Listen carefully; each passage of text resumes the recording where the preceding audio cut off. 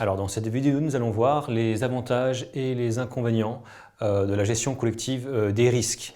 Et donc je rappelle qu'un risque social ici, c'est un événement généralement imprévu qui va augmenter les dépenses d'un individu ou diminuer ses ressources financières.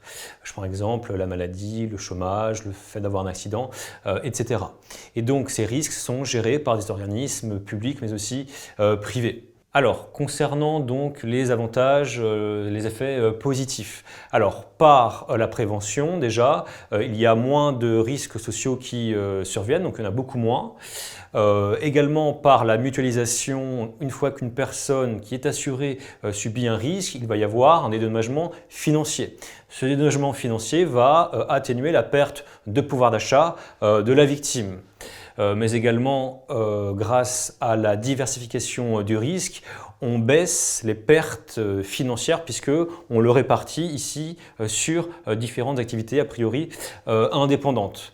Donc en somme, le premier effet positif de la gestion collective des risques, c'est d'augmenter le bien-être individuel et en cela le bien-être de l'ensemble des individus d'une société, c'est-à-dire le bien-être collectif. Mais également, donc à travers cette protection sociale donc mutualisée, cela renforce le lien social. Deuxième élément, c'est l'incitation à l'innovation dans le secteur de la santé, dans le secteur de l'assurance. On va essayer de augmenter donc les produits pour gérer au mieux les pertes financières. On va essayer d'anticiper la survenue donc, de différents risques. Donc tout cela est propice à l'innovation. Enfin, parce que c'est propice donc, à l'innovation et parce que la perte de pouvoir d'achat des individus est limitée, la gestion collective des risques permet de soutenir la production de l'économie, c'est-à-dire la croissance économique.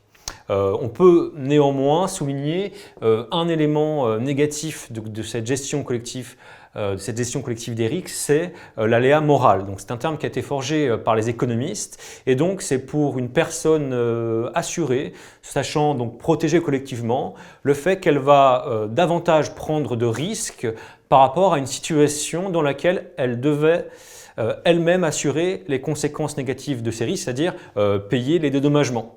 Et donc cela peut se répercuter de différentes manières. Donc, par exemple, dans le cadre de la santé, une personne ne va pas hésiter à aller chez le médecin plusieurs fois, puisqu'elle sait que de toute manière cela sera remboursé par la collectivité. Et un autre élément, c'est par exemple dans le cadre de l'assurance. Si on prend une assurance donc pour une automobile, on sait que l'on est assuré, donc on va peut-être davantage prendre de risques, être moins vigilant. Donc tous ces cas de figure illustrent un effet négatif de cette gestion collective des risques, à savoir l'aléa moral.